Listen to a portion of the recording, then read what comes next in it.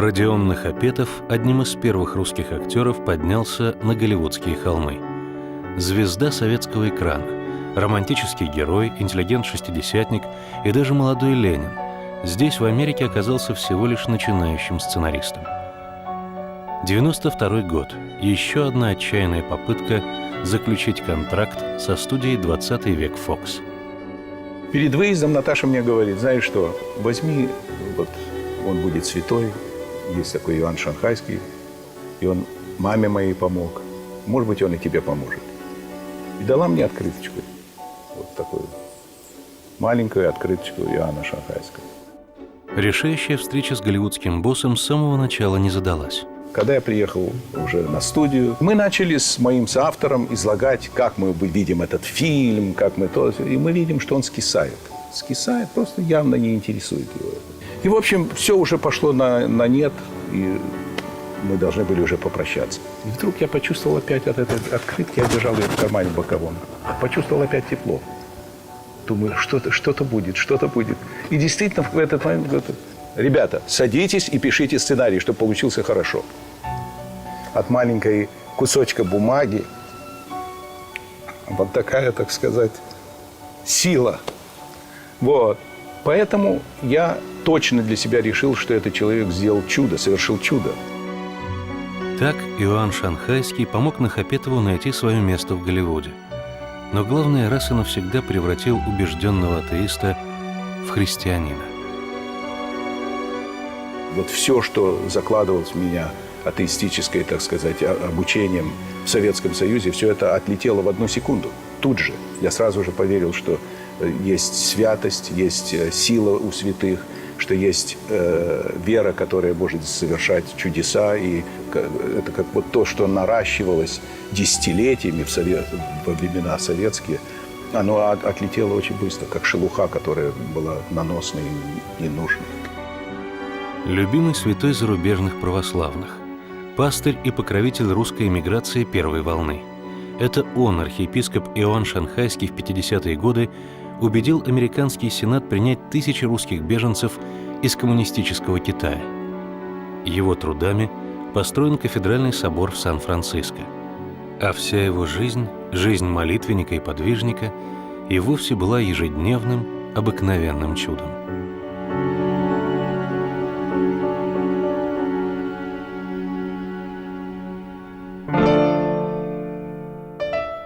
Русский эмигрант Михаил Максимович окончил Белградский университет и в 30 лет принял монашеский постриг с именем Иоанн. Уже тогда в Сербии его называли ангелом Божиим в человеческом обличье. В 1934 году молодого иеромонаха избрали епископом на Шанхайскую кафедру. Дальше биографию святого могут рассказать даже дети из православной школы Сан-Франциско. Он построил храм в Шанхае и нашу церковь всех скорбящих радости. Я знаю, что в Шанхае он открыл приют и школу для детей-сирот. И действительно, в Шанхае владыка Иоанн Максимович прослыл необыкновенным епископом. Одни называли его чудным, другие – чудотворцем. Он иногда просто появлялся в больницах. Никто не говорил, что приходите к нам. Он просто приходил туда, к русским пациентам. И одна женщина сказала: вдруг я проснулась и вижу вот этот маленький такой человек, одет в черном, сидит над кроватью над моей. Она была при смерти. И на следующее утро ей стало лучше. То есть таких случаев было, как один за другим, один за другим.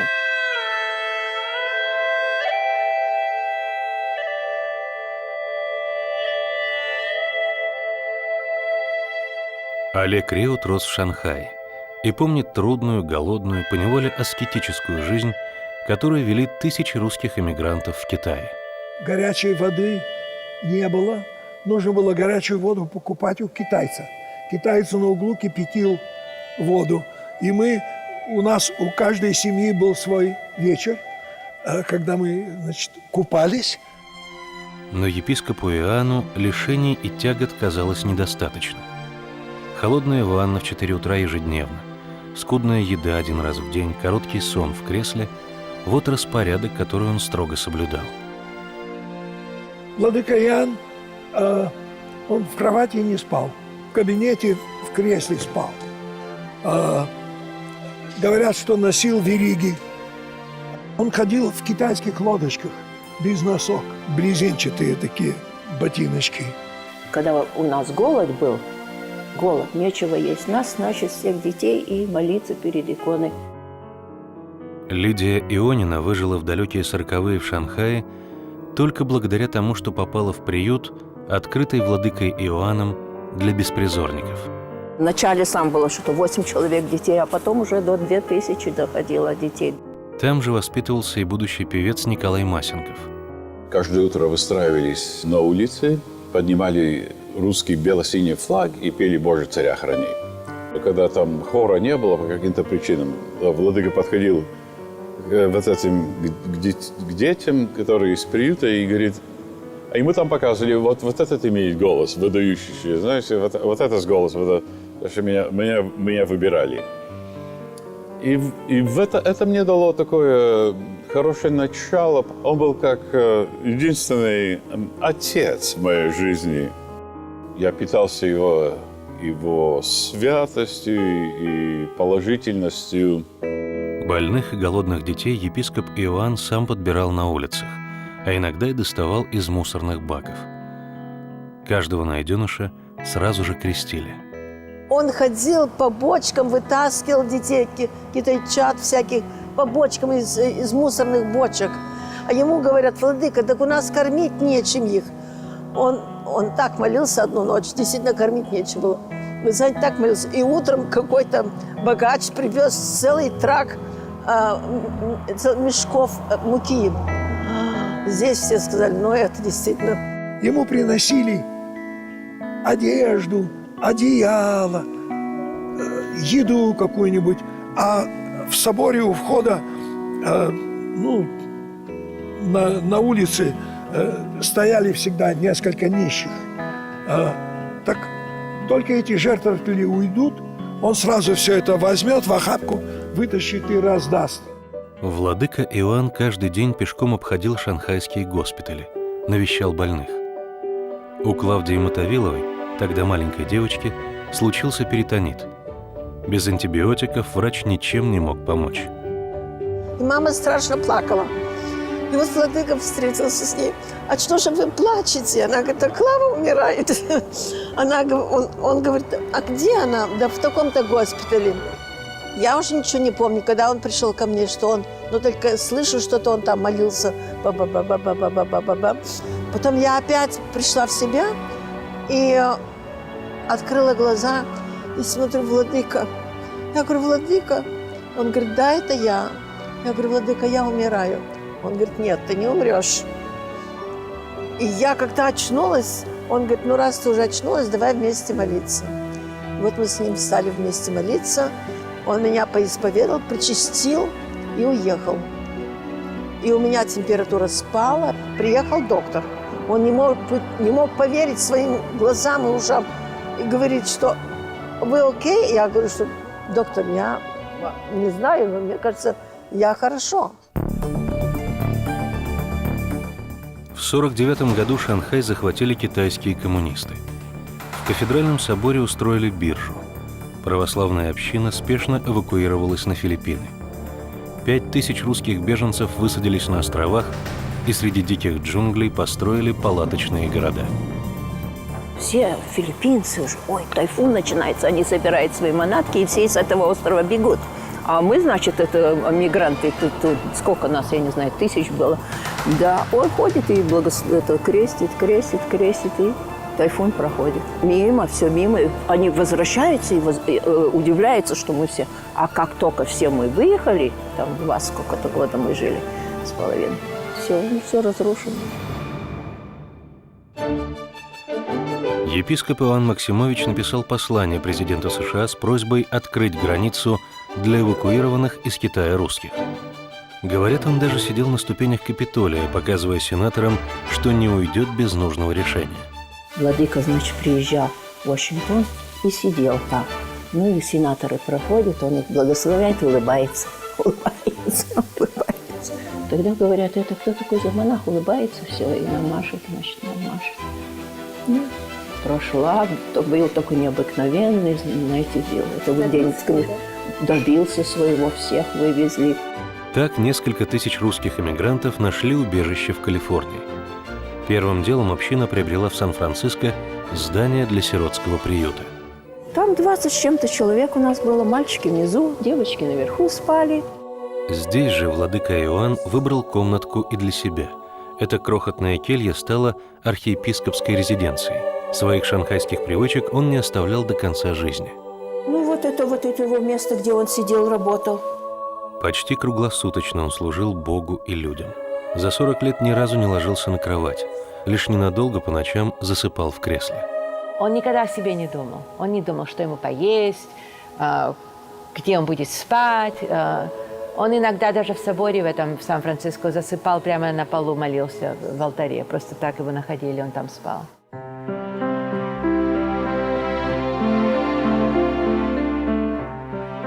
К огорчению своих духовных чад в 50-м году владыка Иоанн был переведен в западноевропейскую епархию и взял на себя заботу о православной церкви во Франции и Нидерландах. В Париже долгие годы с собором ему служили смежные помещения гаража. У скромной общины не было другого храма. Даже католики-французы часто просили молитв русского архиерея и называли его «Святой Иоанн Босой». Он иногда просто к людям подходил, да, не зная этих людей, и мог спросить, как у вас сердце, или как ваш муж поправился. То есть людей, которых он не знал. И это у него было такое, он видел какие-то вещи, которые мы не понимаем. После возвращения в Сан-Франциско главным земным делом архиепископа Иоанна стало строительство кафедрального собора Пресвятой Богородицы всех скорбящих радости. Пришлось тогда собирать средства. Люди давали деньги от несколько долларов в месяц до крупных средств. Очень было трудно закончить эту постройку.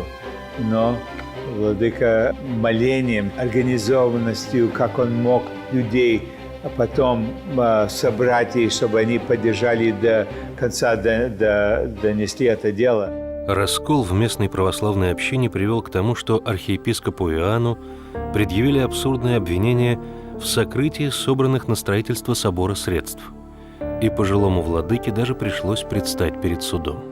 Раскол был до того, как владыка приехал. Владыка сюда приехал усмирять, но тем не менее, когда он усмирял, появились те, которые хотели его осудить. И, конечно, со временем владыка был оправдан, и этот суд признал то, что владыка его в сторону, и все со временем затихло. Когда Родион Нахапетов познакомился с биографией Иоанна Максимовича, он словно увидел его живым. Такого необыкновенного характера не придумать ни одному голливудскому сценаристу. Меня как режиссера, конечно, поражает такие характеристики, вот как Наташа рассказывала, что он редко когда одевал обувь. Рассказывали там какие-то шутки, что ему сказали, что вы должны быть всегда с обувью. Ему сказал какой-то, так сказать, важный человек. И в какой-то следующий раз он его увидел, он нес ботинки в руках. И говорит, он говорит, а что ты несешь ботинки? Я говорю, вы же сказали, чтобы я всегда был с ботинками. Вот я с ботинками иду, но шел босой. Вот. И как он говорил, у нас есть запись его проповеди. И в этой записи, в фонограмме в этой, я закрываю глаза, я слышу, и я вижу, я представляю, потому что я знаю очень хорошо лицо его. Я его очень легко воображаю и вижу, как он эту проповедь произносит. У него были трудности с речью. Разбойнику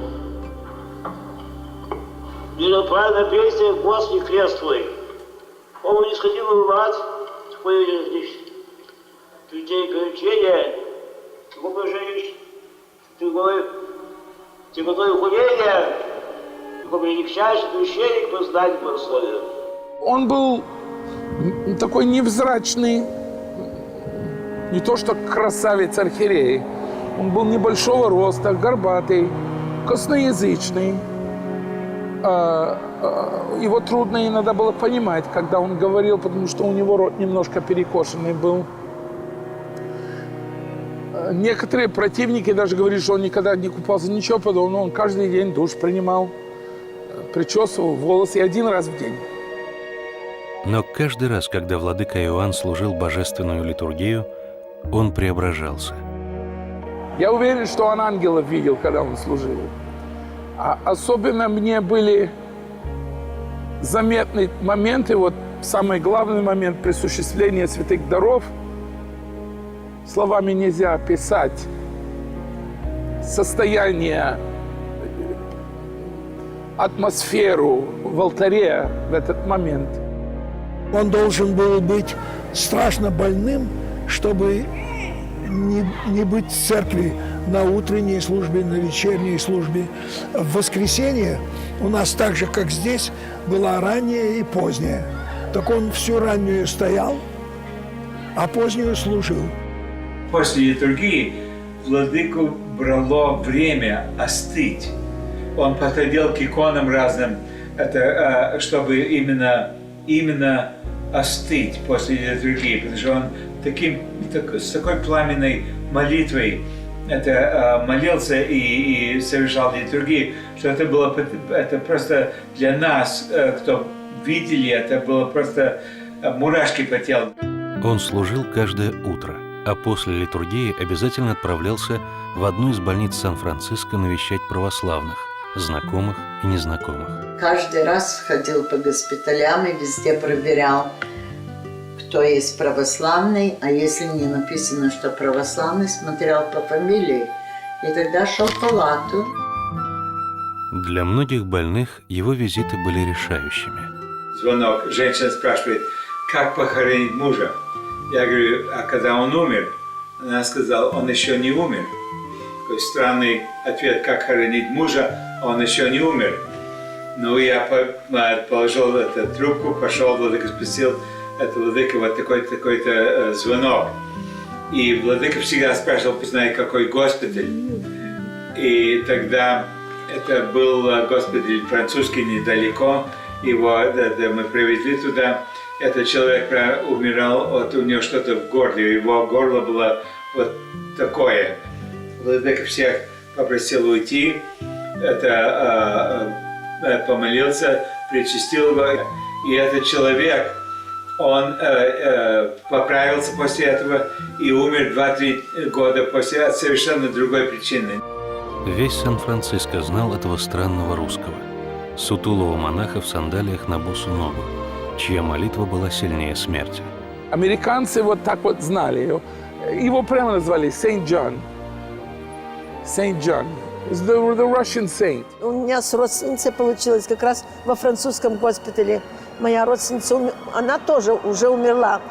И мама пришла и в собор, вот как раз в соборе плачет. Владыка пришел, говорит, прикладывался там к иконам и говорит, Евдокия Андреевна, что вы плачете? Она говорит, да бабушка Задовская умирает, уже, наверное, умерла. А где она? Во французском госпитале. Вы бы видели, как он бежал на 6-ю авеню. Он бежал и застал ее еще живую. Еще сердечко билось. Вымолил, и также он долго молился, причастил ее. А сам уехал в Сиэтл и там умер.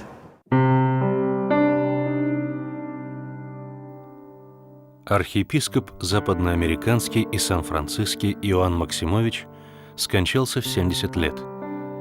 Только ради него за 2 дня были внесены поправки в местный закон, запрещающий захоронение в черте города Сан-Франциско.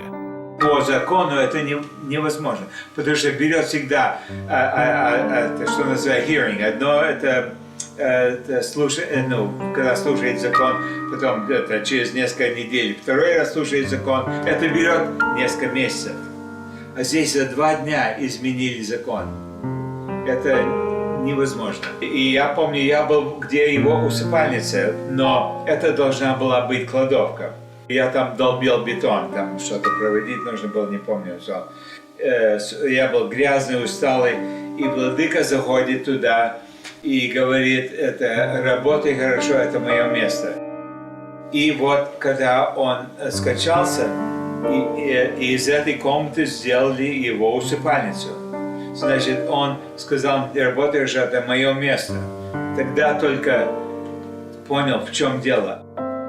В 93 году, спустя 20 с лишним лет после упокоения архиепископа Иоанна, его мощи обнаружили нетленными, перенесли в собор, который он построил, и причислили сан-франциского чудотворца к лику святых. Вы можете все сербское кладбище разрыть, и в каждой могиле, кроме костей, ничего не найдете. А вот вам человек, которого все признавали святым, прошло 25 лет, его гробницу открыли, и он нетленен. У меня не было сомнений, что он будет святым. Не было никаких сомнений.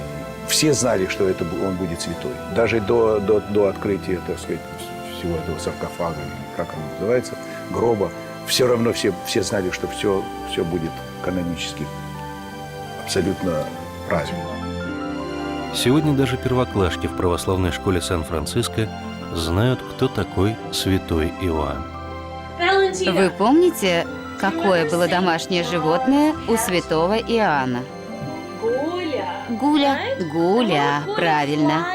И Гуля летела рядом со святым Иоанном, когда он шел куда? Церковь. Общеобразовательная школа, где учатся дети из православных семей разных национальностей, носит имя святого Иоанна Шанхайского и Сан-Франциского и была открыта в продолжение традиций самого владыки, который воспитал сотни подростков. Очень нехристианская среда.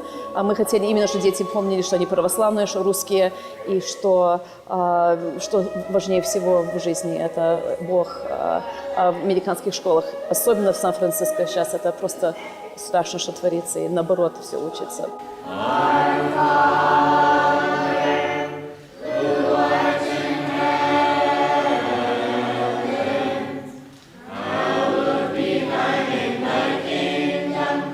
Мы обращаемся к нему с Родионом все время, каждый день. То есть он как будто бы живет в доме у нас. Вот у меня иконка его.